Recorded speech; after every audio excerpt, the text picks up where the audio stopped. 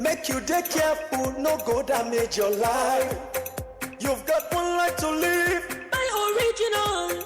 You should know where to go. The Power. Everyone wants power.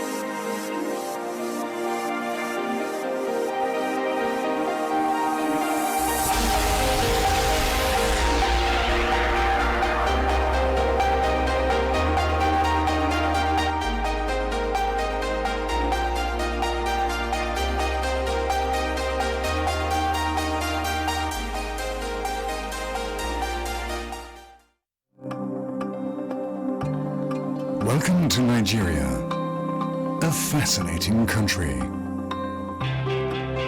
Take a trip through one of the most beautiful places on earth.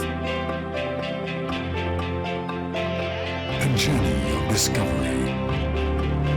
A unique opportunity to get in touch with unspoiled nature. Enjoy your time in a place that offers something for everyone.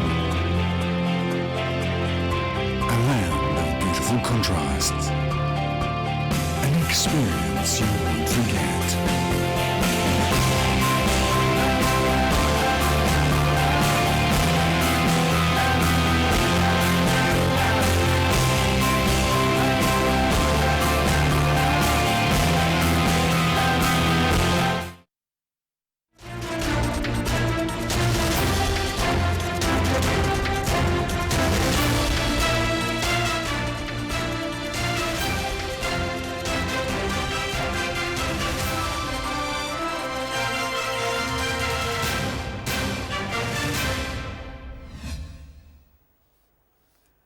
Thank you for joining us. This is NTA International News, reaching you live from Abuja.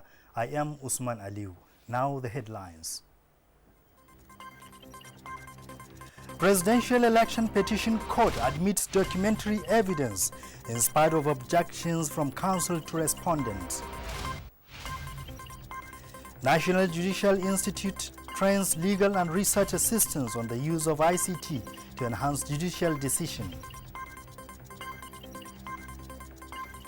And President of the Senate wants South African government to account for all Nigerians killed in its jurisdiction.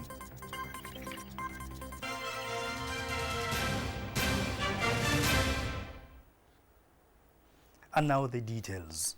President Muhammadu Buhari has granted audience to the Deputy President of the Senate Ovie Omo-Agege in furtherance of the renewed commitment by both the executive and the legislature to effectively work in harmony for peace and prosperity of the country. State House correspondent Adamu Sambu has details. Deputy Senate President Ovie Omo-Agege met President Muhammadu Buhari behind closed doors. Details of their discussions that lasted about 30 minutes were not made public. Senator Omo-Agege, however, told journalists that with the unprecedented support by President Muhammadu Buhari to the nation's military and other security services, Nigerians need not to live in fear as well as uncertainty. Mr. President has provided everything that ought to be given to them, everything in terms of funding they've received, in terms of acquisition of weaponry that's been provided for them. It's now left for them to justify the positions they hold. The Deputy Senate President used the opportunity to lend his voice behind the clamor for the deployment of troops to the nation's dark spots, especially on the highways, towards containing the prevailing acts of criminality. As much as possible, you want to keep the military in their barracks, but because of the exigencies of the moment, we have no choice but to encourage that. Nigerians need to be assured of their safety at all times. That's the essence of governance, as guaranteed by the Constitution. Therefore, if, as canvassed by the Vice President, that we have the Army provide security at the checkpoints, if that will go to prevent this kidnapping and banditry, why not? Senator Omo-Agege, elected into the Senate for the first time in 2015, is representing Delta Central Senatorial District. From the State House, Adamu Sambu, NTA News. In the meantime, President of the Senate, Ahmad Lawan, says South African government must account for all Nigerians killed in its jurisdiction. Senator Lawan was speaking during a meeting with the South African Acting High Commissioner to Nigeria. Ignatius Unko has the details. 5 days after the Senate resolved that the South African government must carry out an investigation on the circumstances surrounding the death of a Nigerian woman, Elizabeth Chukwu, the South African Acting High Commissioner to Nigeria, Bobby Moro, has visited the President of the Senate to brief him on steps taken by the South African government. Moro explained that the South African government has instituted an inquest into the incident, as the police has retrieved the closed-circuit camera footage, which did not reveal any sign of movement in her room. So at this stage, the cause of her death is not known, as no report has ever been issued yet. The South African police services are working closely with Emperor's Palace Hotel, where she sadly passed on, in order to establish events leading to the death of Ms. Chukwu. President of the Senate, Ahmed Lawan, although appreciated the effort made by the South African government so far, insisted that the investigation must go beyond Mrs. Elizabeth Chukwu to include the 118 Nigerians killed in South Africa between 2016 and 2018, out of which 13 were allegedly killed by the South African police. We are not going to take this anymore. Any Nigerian killed must be accounted for. We are going to write the names of all Nigerians killed in South Africa, 118, from the time the first killing started to the last. Senator Lawan reminded the South African delegation of the role Nigeria played during the apartheid period. As a country, we got involved through our resources, through our emotions, and ANC declared Nigeria a frontline state, even though we have no contiguity. 3 weeks ago, Mrs. Elizabeth Chukwu traveled to South Africa for a conference and was found dead in her hotel room. From the National Assembly, Ignatius Unko, NTA News. And the Speaker of the House of Representatives, Femi Gbajabiamila, says the National Assembly will ensure adequate budgetary provision for the development of areas affected by banditry and other forms of criminality in Zamfara State. He was speaking at an interactive session with stakeholders in the security management of the state. Correspondent Halir Muhammad Umar has more. Zamfara State has over the years suffered from armed banditry, kidnappings and cattle rustling, which resulted in monumental loss of lives and property. This prompted the Speaker of the House of Representatives, Femi Bajabiamila, to visit the state for an interface with stakeholders with a view to finding lasting solution to the lingering crisis. We're here simply on a mission, a peacekeeping mission. We're here for nothing else other than to restore and thereafter maintain peace in Zamfara. The Speaker commended the state governor for the peace initiative adopted by his administration, which according to him is yielding positive result. Zamfara State Governor Bello Muhammad noted that arrangements have been concluded for the establishments of 3 Ruga settlements and other infrastructures as a means of restoring peace and stability in the state. I would like to use this opportunity to appeal to Mr. Speaker to come to the aid of Zamfara State in liaising with the leadership of the Senate for the immediate release of the special federal government intervention fund of 10 billion as passed through a resolution of the Senate. Leaders of the warring parties who spoke at the event also embraced each other as a mark of reaffirming their resolve to give peace a chance. The Speaker had during the visit handed over some released captives to the chairman, Zamfara State Council of Chiefs, for further action. He also donated 2 trailers of assorted rice for onward distribution to IDPs and other victims of banditry attacks in the state. In Gusau, Halliru Muhammad Umar, NTA News. And to judiciary now. The Presidential Election Petition Court this Monday resumes hearing of the petition of the People's Democratic Party and its candidate Atiku Abubakar. The court adjourned last Friday as a result of alleged attack on the witnesses of the petitioners who were coming from Zamfara State, an allegation that the Zamfara State Police Command has refuted. So far, the petitioners have called 40 witnesses out of the 400 they proposed. The petitioners tendered additional 48 documents, including a leave of the court to show a documentary evidence. Counsel to the respondents, Ustaz Usman, SAN of INEC, Alex Izayun, SAN for President Muhammad Buhari, and Ni Akintola, SAN for the APC, objected to the admissibility of the documents and the presentation of a documentary evidence before the court through the petitioner's star witness. Relying on the Court of Appeal decision in Mimiko v. OK, counsel to the respondents described the documents as an ambush due to the fact that they were not front-loaded in line with paragraph 4, subsection 6C of the first schedule of the Evidence Act. Counsel to the petitioners, Chris Uche, SAN, countered the argument that the petitioners are at liberty to either front-load or list the document as stated in paragraph 4, subsection 5, 1C of the first schedule of the Evidence Act. In its unanimous ruling, the 5 panel of justices, led by Justice Mohammed Garba, said since parties had agreed to raise objections and give reasons for their objections in their final addresses, the court equally affirmed that the documents to be tendered were within the agreement of the parties. Due to the relevance of the documents to the case, the court admitted them in evidence. And still talking judiciary, legal and research assistants in the country are now being exposed to the use of information and communication technology tools to conduct research towards enhancing judicial decisions. Olabode Arewa reports that the capacity training workshop is an initiative of the National Judicial Institute.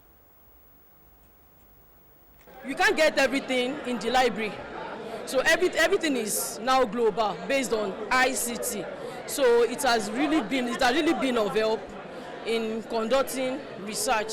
How I will achieve this is by giving this program apt attention and practicalizing the teachings. Chibuzo Chikelu and Modupe Oshundino are legal research officers working with the judiciary of Delta and Ekiti states. They are participating in this training on automated legal research methods as key to efficient jurisprudence in Nigeria. Before now, the conduct of legal research in the various courts in the country had been largely manual, slow and cumbersome. The acting Chief Justice of Nigeria, Justice Tanko Muhammad, who was represented by one of the justices of the Supreme Court, Justice Olukayode Ariwola, however, believes that the cause of justice will be better served when digital tools are employed. Mobile phones today have become mobile computers, and you can get the latest information at your fingertips. I encourage you to utilize these tools for efficacy in the discharge of your duties. As research assistants, your actions or inactions speed up dispensation of justice or delay it as the case may be. And for this reason, you must at all times exemplify good character that is becoming of your role and status. The workshop would address procedures in legal research, judicial precedents, evaluating electronically generated evidence, and emerging threats in cryptocurrency transactions. Chibuzo Chikelu, Modupe Oshudino, and other participants are expected to lead the quest for an ICT-compliant judiciary. In Abuja, Olabodarewa, NTA News. The Action Democratic Party says it has reviewed its action plan towards a successful outing in the November 16 governorship elections in Kogi and Bayelsa states. National chairman of the party, Yabagi Yusuf Sani, stated this at a media briefing in Abuja. Timothy Yusuf reports. As political parties again get busier with activities towards the November 16 governorship elections in Kogi and Bayelsa states, the Action Democratic Party, priding itself as a credible alternative for elective office seekers to actualize their ambitions, has promised a level playing ground within the ambit of laws and extant rules. Releasing the election timetable, the ADP national chairman explains that various committees have been put in place to ensure that the party improves upon its achievements in the 2019 general elections. The Action Democratic Party is determined to provide deliberate, systematic, consistent policies and programs to harness and develop Nigeria's human capital. Hence, our party's quest to participate in the governorship race in both Bayelsa and Kogi states. With Nigeria endowed with tremendous natural and human resources, Yabagi Sani restates that the forthcoming governorship staggered poll is another opportunity for Nigeria to surpass its improvement in the 2019 general elections. In Abuja, Timothy Yusuf, NTA News. The need for rapid expansion of road networks across the country to cope with ever-increasing vehicular density on Nigerians' road has again been stressed. The Co-Marshal of the Federal Road Safety Corps, Boboye Oyeyemi, stated this when he paid a working visit to the Ogun State Sector Command in Abeokuta. Muhammad Adebowale reports that the Co-Marshal also urged personnel to show high level of professionalism and commitment while on duty. Present at the familiarization visit were regular marshals and special marshals of the Federal Road Safety Corps, Ogun State Command, as well as other stakeholders. The visit also afforded officers of the command the opportunity to have first-hand information on series of programs embarked upon by the leadership of FRSA to make their job easy. In a speech, the Corps Marshal Boboye Oyeyemi canvassed for support and collaboration of all to achieve smooth and safe motoring on Nigerian roads. Speaking further, the Corps Marshal advocated for rapid expansion of Nigerian roads to help decongest the already congested roads. What we have witnessed is that there's decrease in vehicular density and there's no expansion for the road network. That's a major problem. All these road networks past 1970s, 80s, we have not witnessed real expansion. The FRSC boss, while calling on personnel to show high level of commitment and professionalism and as well shown on ethical standards, appreciated newsmen for their support to FRSA, which by extension is promoting safety. We ask for understanding and attitudinal change of all road users towards effective road traffic management in the country. If all road users can comply with the basic traffic rules and regulations, it will ease out. Ogun State Commandant of the FRSA, Clement Oladele, said the Corps Marshal visit is a moral booster for personnel. The command has also given to your directive for effectiveness along the Shagamu-Ijebu corridor to ensuring that we achieve smooth motoring along the Lagos-Abeokuta Expressway. The Corps Marshal also commissioned a 60 kVA Meccano power generating set donated to the Ogun State Sector Command, courtesy FRSC Special Marshal. For the convenience of the command here, to ease their performances. In Abeokuta, Mohammed Adibowale, NTA News. You are watching the news on NTA International, reaching you live from Abuja. Stay tuned for more stories after the break. Don't go away.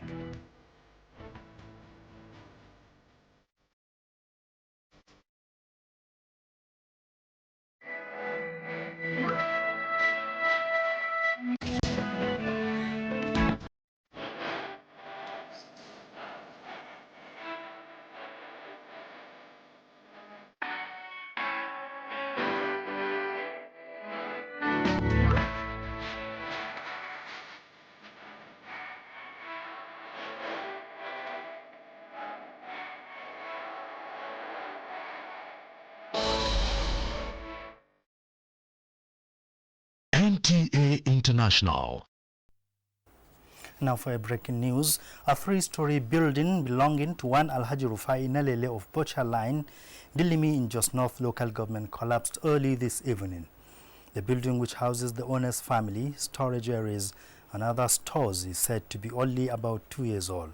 According to eyewitness, the building was under renovation due to some cracks noticed on it since the rainy season. The prevalence of drugs and substance abuse in Nigeria cannot be overemphasized, as it is a menace which has become a national issue. This was the view of speakers during an outreach to sensitize the public on the harmful effects of drug abuse in Abuja. Toibat Ani Forse reports that the outreach was organized by a non-governmental organization as part of its contribution towards eradicating the menace in the country. And substance abuse is often linked with antisocial behaviors, which is counterproductive in any society. A report from a nationwide survey carried out by the National Bureau of Statistics, with support from the United Nations Office on Drugs and Crime, provides a robust data on the prevalence of drug abuse in Nigeria. In the Federal Capital Territory, there are speculations that the dangerous riding habit of some motorcyclists can be linked to drug and substance abuse. This is why Rich and Bond Initiative is sensitizing motorcyclists and members of the public on the effect of drug abuse. The issue of drug abuse is a national problem. We have chosen FHA Lugbe as one of our first takeoff ground. We are going to secondary schools and other places, public places. We were in IDP camp with the NDLA officials and all that, to continue to preach this message about drug abuse. And the choice of FHA Lugbe is very strategic to us. And we are paying particular attention to the Okada riders and the people who ply Okada here. We are trying to see how we can sensitize the society, how we can bring it to the closet. The outreach attracted its target audience with fascinating presentations. We are used to advise our friends. Organizers expect that such outreach will go a long way in reducing drug and substance abuse in Nigeria. Taiba Anifoshe, NTA News. And talking business now, consumer price index slows to 11.22% in June 2019. For details of this and more on business news, here is Rachel Shaibu. Hello and a warm welcome to Business News.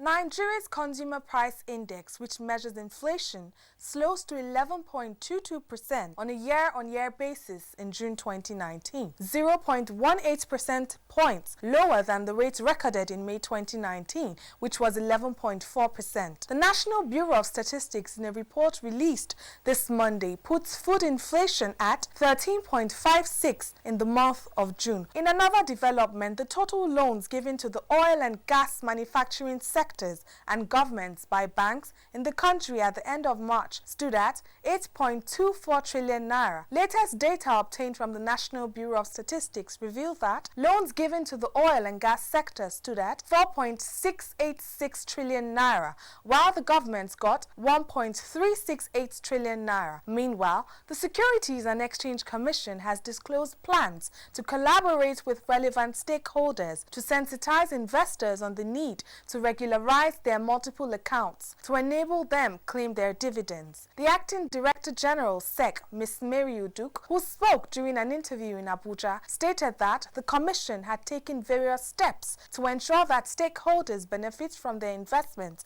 in the capital market. The stock market wraps up this segment of the bulletin. I am Rachel Shaibu.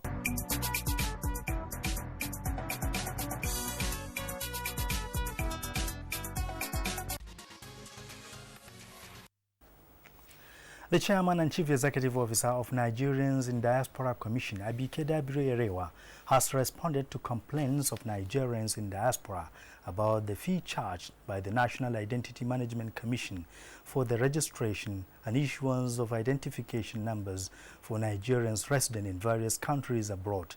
Joy Osiagu tells us more.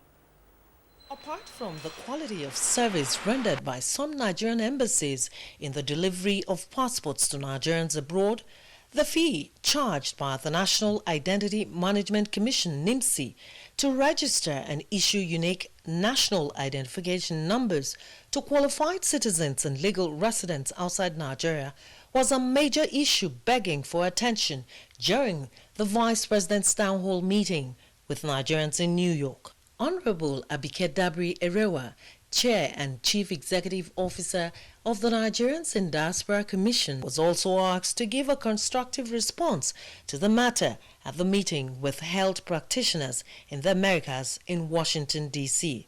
You can come to Nigeria and get it free, but NIMS is bringing it to you and say, pay a token and get it done. So which is cheaper? To fly with your family to Nigeria and get your national identification number, which subsequently must be in your passport. And within the next 5 years, I believe they want to ensure everybody is enrolled. So taking it to you in the diaspora is their own way of collaborating with the diaspora and making life easier. So if a token is charged, because it costs them to bring this equipment and everything to them in the diaspora, so they're asking, pay a little amount. You have an option. It's not compulsory. You can come back to Nigeria. You can come to Nigeria anytime you're traveling and get it done with your family, but you have the option of getting it done where you live. In Washington, D.C., Joy Osiagu, NTA News. And still from the foreign scene, the Democratic Republic of Congo has confirmed the first case of Ebola in the eastern city of Goma, home to more than 1 million people.